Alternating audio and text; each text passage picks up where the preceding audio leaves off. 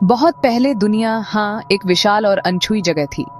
कायल नाम का एक अकेला शिकारी एक घने जंगल से गुजर रहा था। सूरज ढल रहा था, आसमान को नारंगी और बैंगनी रंगों में रंग रहा था। कायल मजबूत था और जंगल के तरीके जानता था। वह खामोशी से चलता था। उसकी आंखें हमेशा खतरे या शिकार के किसी भी निशान को स्कैन करती रहती थी। वह कई दिनों से एक हिरण का पीछा कर रहा था, लेकिन जंगल चालाक था और अपने राज खूब छुपाता था। उसकी यात्रा अकेली थी। उसने दुनिया का सामना सिर्फ अपने भाले और अपनी हिम्मत से किया। रातें ठंडी थीं और अनजाने जीवों की आवाजों से भरी थीं, जो उसकी सॉलिट्यूड की लगातार याद दिलाती थीं। जैसे ही अंधेरा होने लगा, कायल को एक हल्की आवाज सुनाई दी। ये एक हल्की सिसकी थी, डिस्ट्रेस की एक आवाज। उसने सावधानी से आवाज का पीछा किया। उसका हाथ अपने भाले को कसकर पकड़े हुए था। उसने कुछ बड़े फर्न को एक तरफ हटाया और एक छोटा जीव देखा।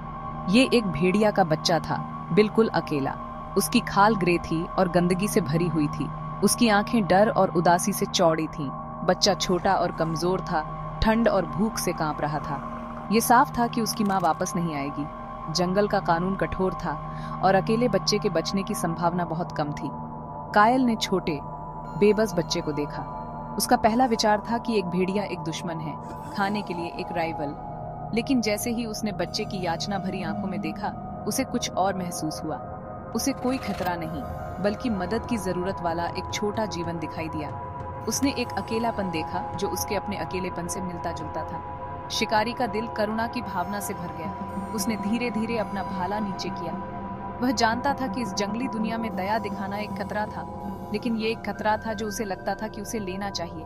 छोटा बच्चा उसे देख रहा था, भागने के लिए बहुत कमजोर था। उसकी सिसकियां धीमी होती जा रही थीं।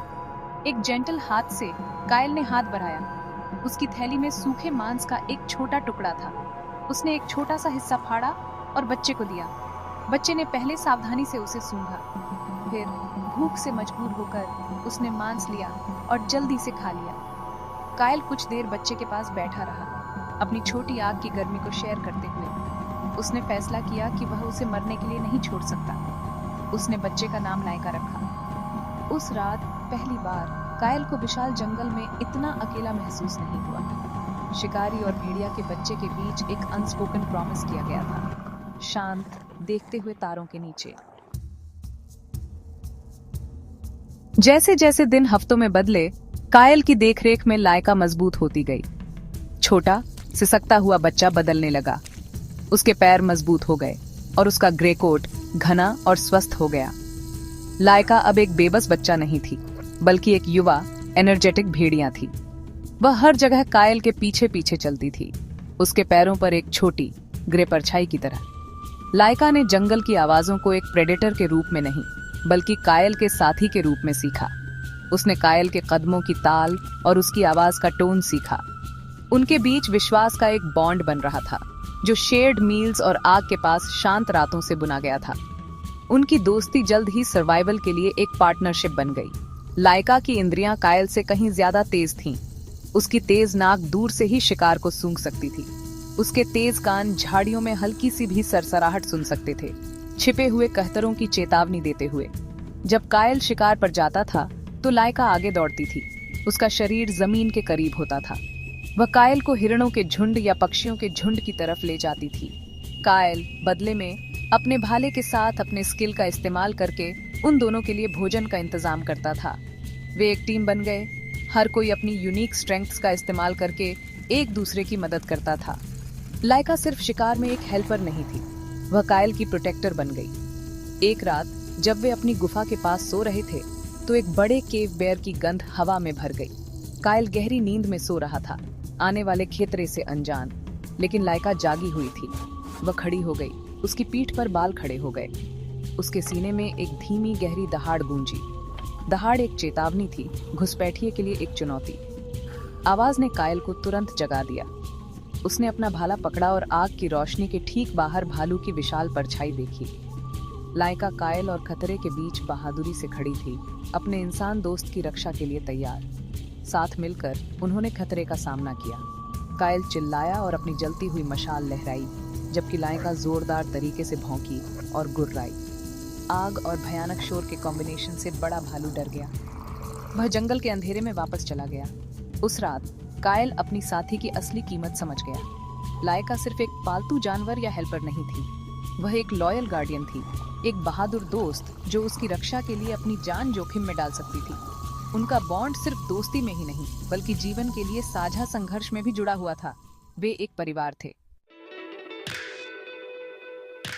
कायल और लायका के बीच की पार्टनरशिप हर गुजरते मौसम के साथ गहरी होती गई। ये अब सिर्फ सर्वाइवल के बारे में नहीं था, आप जानते हैं, ये एक सच्चे इमोशनल कनेक्शन के बारे में था। उन्होंने अपनी एक कहूद की भाषा विकसित की, एक साइलेंट कम्युनिकेशन जो साधारण कमांड से आगे थी। कायल लायका के हर मूड को समझ सकता था, जिस तरह से वह अपनी पूंछ हिलाती थी या अपना सिर झुकाती थी। एक खुश येप, एक हल्की वाइन या अपनी नाक से एक प्लेफुल नज, हर एक उनके शेयर्ड वोकैबुलरी में एक शब्द था। उसने दुनिया को सिर्फ अपनी आंखों से नहीं बल्कि लायका की इंद्रियों से भी देखना सीखा, जिससे वह अपने एनवायरनमेंट के प्रति ज्यादा अवेयर और कनेक्टेड हो गया। लायका बदले में कायल की भावनाओं को समझना सीख गई। जब कायल शिकार में सफल होता था और खुशी महसूस करता था, तो लायका उसके चारों ओर कूदती और खेलती थी, उसकी जीत में शामिल होती थी।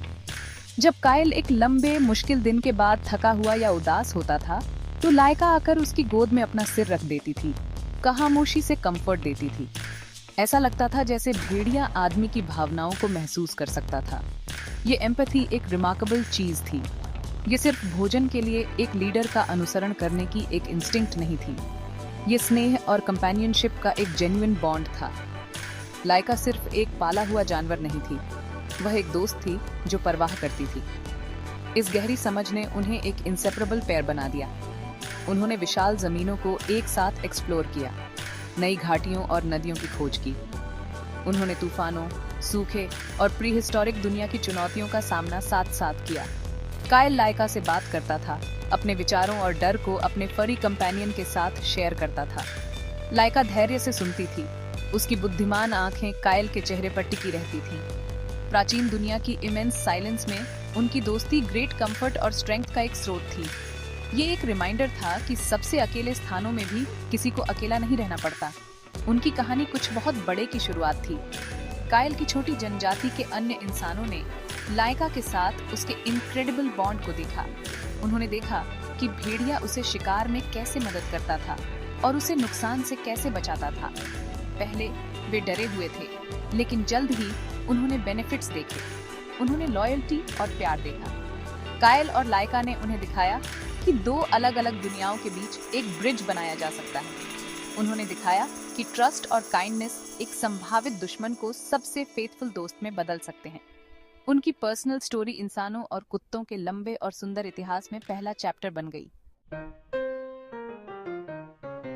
हजारों साल पहले कायल और लायका के बीच बना सरल बॉन्ड एक एंड्यूरिंग लेगेसी में बदल गया है। आज इंसानों और कुत्तों के बीच की दोस्ती पहले से कहीं ज्यादा मजबूत है। उस पहले भेड़िया के बच्चे के वंशज अब हमारे लॉयल कंपेनियंस हैं, जो हमारे घरों में रहते हैं और हमारे जीवन को शेयर करते हैं। वे अब सिर्फ शिकार में हेल्पर्स नहीं हैं, बल्कि हमारे परिवारों के चेरिश्ड मेंबर्स हैं। हम उन्हें पार्क्स में देखते हैं, बच्चों के साथ खेलते हुए। हम उन्हें अपने लिविंग रूम्स में देखते हैं, आग के पास सोते हुए। उस पुराने पैक्ट का सार, ट्रस्ट, लॉयल्टी और कंपेनियनशिप अनचेंज रहता है। कुत्तों की भूमिकाएं उन तरीकों से बाराज गई हैं जिनकी कायल ने कभी कल्पना भी नहीं की होगी। वे सिर्फ हमारे दोस्त नहीं हैं, वे हमारे हीरोज हैं। हम बहादुर कुत्तों को पुलिस ऑफिसर्स के साथ काम करते हुए देखते हैं ताकि हमारे कम्युनिटीज सुरक्षित रहें। हम उन्हें मिलिट्री में देखते हैं, सैनिकों के साथ इनक्रेडिबल करेज के साथ सेवा करते हुए। गाइड डॉग्स उन लोगों को अपनी आंखें प्रदान करते हैं जो देख नहीं सकते, स्वतंत्रता और आजादी प्रदान करते हैं। थेरेपी डॉग्स हॉस्पिटल्स और नर्सिंग होम्स में जाते हैं, बीमार या अकेले लोगों को कंफर्ट और मुस्कान लाते हैं। इन सभी भूमिकाओं में कुत्ता वही लॉयल्टी और डेडिकेशन दिखाता है जो लायका ने कायल को दिखाया था। ये रिलेशनशिप हमें जीवन के बारे में गहरे सबक सिखाता है। एक कुत्ते का प्यार अनकंडीशनल होता है। उसे परवाह नहीं होती कि हम अमीर हैं या गरीब, सफल हैं या संघर्ष कर रहे हैं। वह हमें सिर्फ इस बात के लिए प्यार करता है कि हम कौन हैं। ये हमें एक्सेप्टेंस और शुद्ध सरल स्नेह के मूल्य के बारे में सिखाता है। उनकी लॉयल्टी हमें उन लोगों के लिए मौजूद रहने के महत्व की याद दिलाती है जिनकी हम परवाह करते हैं, अच्छे और बुरे समय में। वे हमें दिखाते हैं कि छोटी छोटी चीजों में खुशी कैसे ढूंढें। पार्क में एक वॉक, फेच का एक गेम या एक साथ एक शांत पल, वे दुनिया में अच्छाई की कांस्टेंट रिमाइंडर्स हैं। अंत में इंसानों और कुत्तों की कहानी एक परिवार की कहानी है। ये एक ऐसा कनेक्शन बनाने के बारे में है जो शब्दों और मतभेदों को पार करता है। शिकारी और भेड़िया के बच्चे की कहानी हमें दिखाती है कि दोस्ती और लॉयल्टी की कोई सीमा नहीं होती। ये सुंदर बॉन्ड जो अतीत के जंगल में बना था, अनगिनत तरीकों से हमारे जीवन को समृद्ध करना जारी रखता है। ये एक टाइमलेस फ्रेंडशिप है, एक प्रीशियस गिफ्ट जो हमें याद दिलाता है कि आपको मिलने वाला सबसे अच्छा कंपेनियन शायद 4 पैरों और एक हिलती हुई पूंछ वाला हो सकता है। उनकी लेगेसी प्यार की एंड्यूरिंग पावर का एक प्रमाण है।